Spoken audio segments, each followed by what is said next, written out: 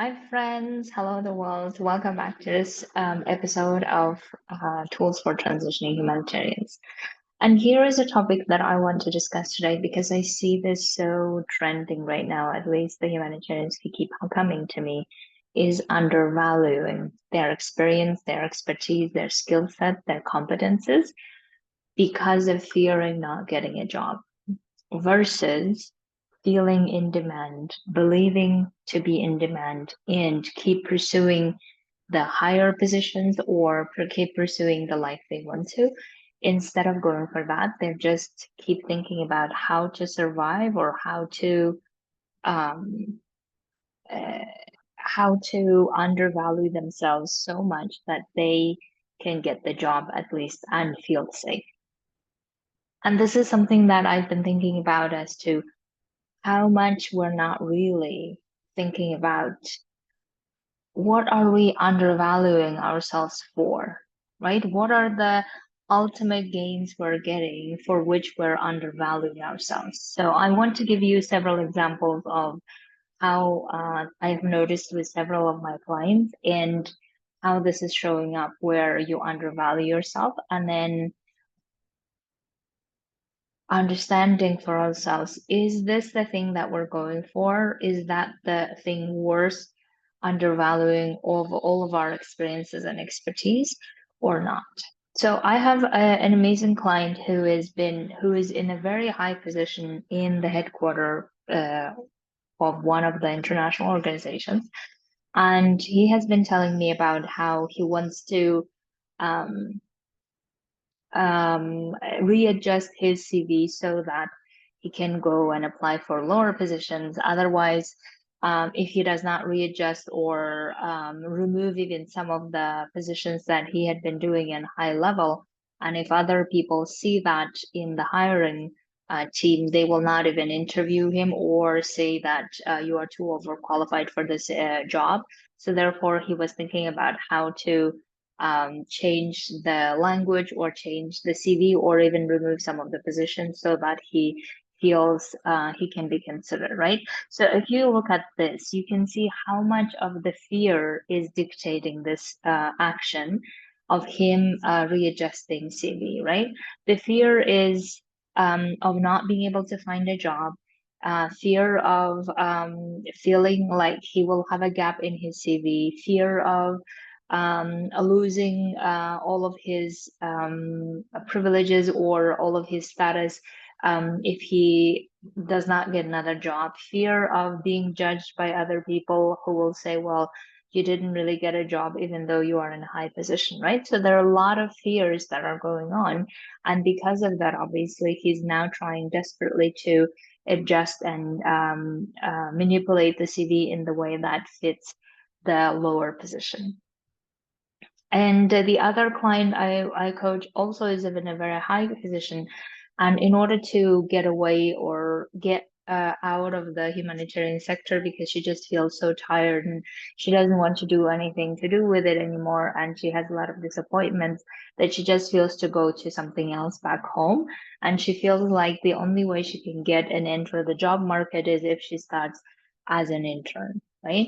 And you can see as well in this scenario is that her fear is so high that she's going and agreeing for whatever as long as she can get rid of the sector that she's trying to get out of. And what we tend to do when we undervalue, and I think this is something that we're not maybe recognizing so much, is that when we undervalue our expertise and our experience, and we just make a decision from this fearful place, what we end up doing is we don't really understand how much it's going to cost us in the long run.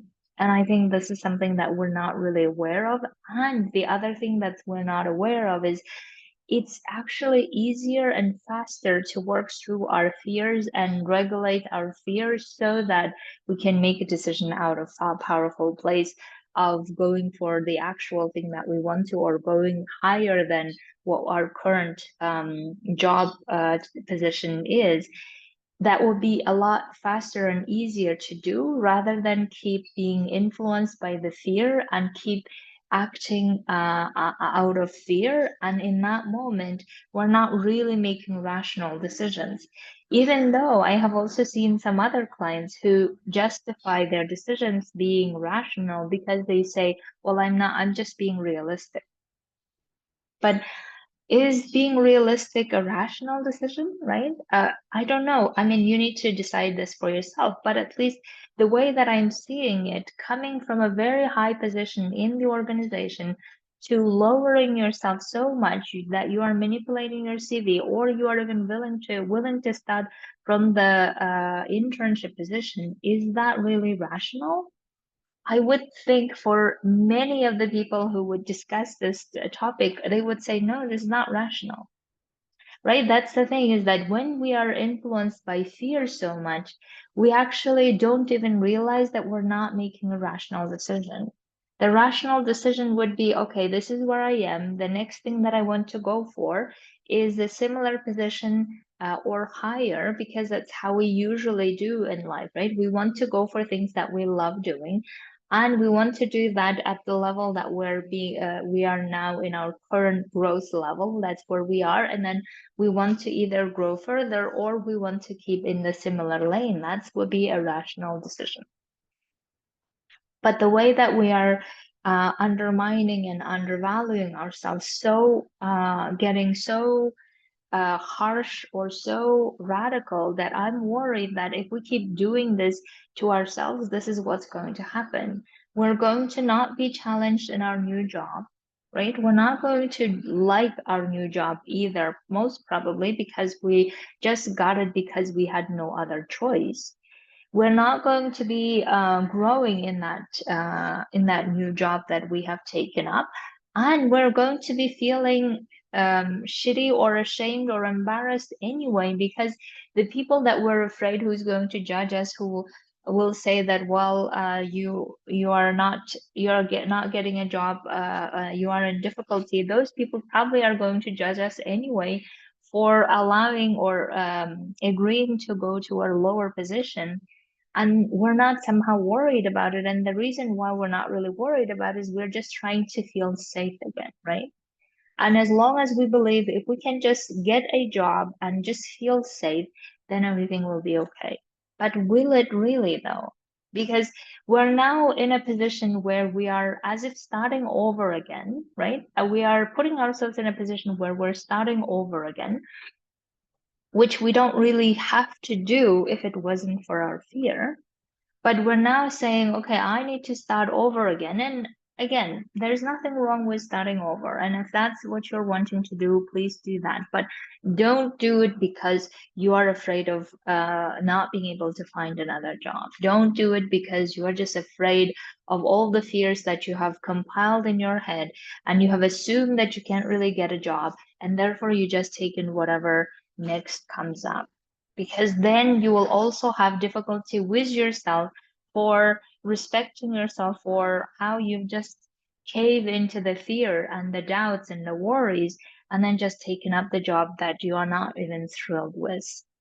And possibly other complications are where you are now working with colleagues that are a lot junior than you are, or some clients even tell me that they are working with the junior colleagues who they hired back in the day, and now they are in the similar or maybe even higher level, and then they feel so bad about themselves for how they didn't really grow in their career, how they messed up everything, and then they just took up the job that they agreed to, even though that was not their first choice ever. And I think the biggest problem with undervaluing, though, is that we're not trusting ourselves and our experience, and we're not really valuing that enough. And when we're not valuing our expertise and ourselves, what oftentimes unfortunately happens in life is that we get into suffering a lot. So now we are getting from one suffering to another suffering. And do we really want that? And the other part that I find so fascinating is that we get so convinced by our own assumptions. Our assumptions being that we're not going to get the job we want to. We're like, let's not even think about promotion or growing in our career or doing something that we love. We're not even thinking about that. We're just so convinced by our assumptions that we're not going to get a job. We're also so convinced by our assumptions that everyone else is expert. Competition's so fierce that I can't really compete with anyone. I don't even want to. And we just allow ourselves to fail in advance. And I think that's really something that we actually don't want to, but because the fear is so high that we are willing to do anything to feel safe again. And therefore, I really want to get everyone's attention to, if we had tackled the fear element, if we had tackled the emotions first, and if we learn how to deal with them in a healthy way, then we wouldn't be going through this roller coaster of emotions and roller coaster of career changes and roller coaster of getting to a totally different context, but still starting from scratch. We wouldn't be getting into that. And the reason why I know it is because I have done that, right? I have left my job the first time I quit my humanitarian job to go to something totally different, hoping that as long as I can just feel safe and not have all of those people around me, then I will be fine, except to realize that I wasn't fine. I was struggling financially. I was not really doing the job I was thrilled about. I didn't see my growth in there at all. Even though it was in Germany, it was great, but everything else around me felt like it sucked. And therefore, I was feeling like, what was the reason why I thought it was worth it? Right? Why did I think it was worth doing it? And and if we really see that undervaluing ourselves is not really worth it, then why are we even doing it? And the only reason why we're doing it is because we're afraid of not finding the job that we want to. We're afraid of making things work. And therefore, we're just caving and agreeing to whatever is available. And I think that's something that we actually do not want. And therefore, in order not to lose all this energy, time, all of this changes that we go through, in order not to go even into that state, why don't we learn how to deal with our fears?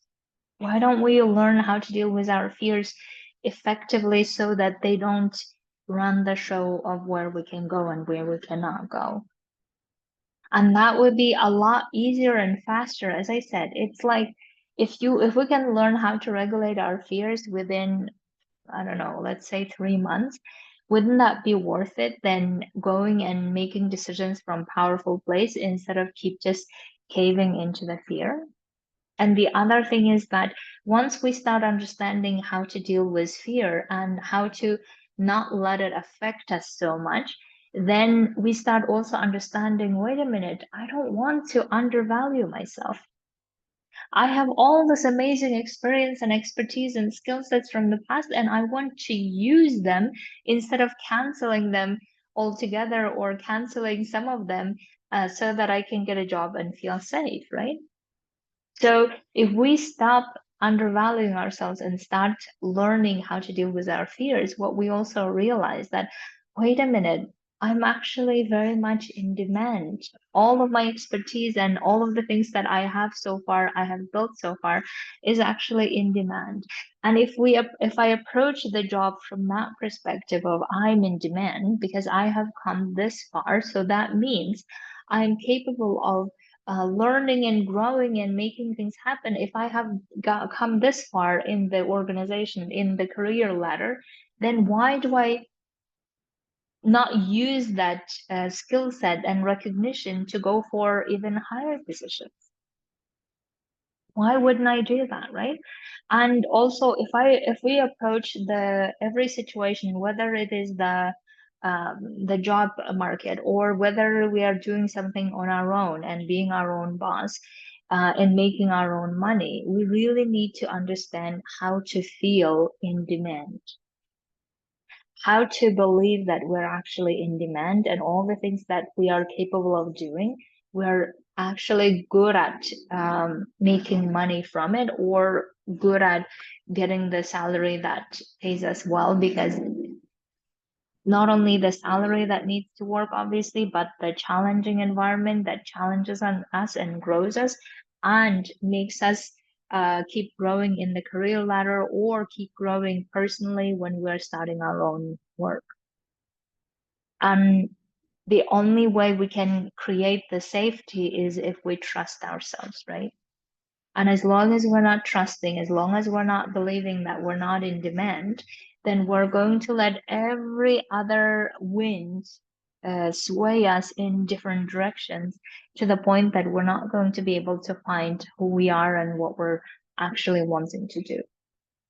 And if we are transitioning to something better, or if we're transitioning because we're not really satisfied with where we are, then obviously it makes so much sense that we transition to something that we really want to. And the way that we figure out what is it that we really want to and how to get there is not by undervaluing ourselves. It is not. And even if we do undervalue ourselves and get a job somewhere and hopefully, or an internship, whatever it is, we know that that's not going to be a long-term thing, right? We know that the next thing we still need to find and figure out is how to get out of that situation to the situation that we like. Because our brains don't like regressing in our growth, don't like regressing in our financial stability, don't like regressing in our comfort zone. Our brains don't like that. And even if we feel a bit safe now that we got the new job, even though that's not what we want to, we're immediately going to think about how to get to the next thing again. And that continues until we find the actual thing. The problem, however, is that if we keep um, caving in every time to the fear and say, okay, let's get this job now so we can feel safe and stable. And then as soon as we're in that job, then we want to go to the next one because this one is not really satisfactory or does not grow us. Then we want to go to the next one. And if we don't get the next one, now we're going to undervalue even further ourselves. Or worse, we're going to just stay in that situation and we have lowered our standard. We have lowered all of our desires and all of our competencies to this level. And now we're telling ourselves we can't get out from there. And we're going to just stay in that place. And that will be then worse than what we had before. And now we will be regretting, why did we even transition in the first place? So you can see how much of the undervaluing is harmful to us as humans, to our psyche. And we really need to understand what is the reason why we are undervaluing ourselves. Is it because of fear? And if it is because of fear of judgment, fear of not getting a job, fear of not feeling stable, and fear of not having money come in, whatever it is, then we need to work on that fear first before making any decisions and moving forward. Because if it wasn't for that fear, we would be definitely going for the job that we want to, growing in the way we want to. We would just learn the lesson from the last job and say, okay, these are the things I don't like. These are the things I want to do. And this is how I'm going to go and make the next thing happen. And that's all comes from believing that we're actually in demand, that we can actually do the things that we want to.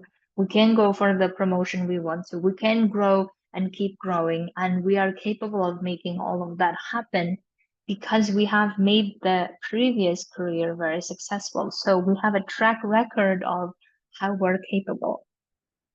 And we don't need to resort to desperate measures like undervaluing our expertise.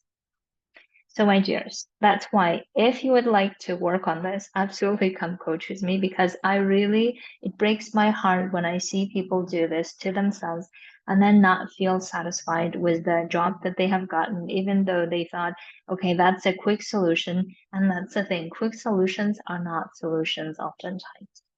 And that's why we need to understand how to regulate our fear, how to rely on our trust, rely on our abilities of the past, rely on our selves who made the previous career very successful rely on that to grow in the career or to create something on our own instead of just caving in and giving up every time.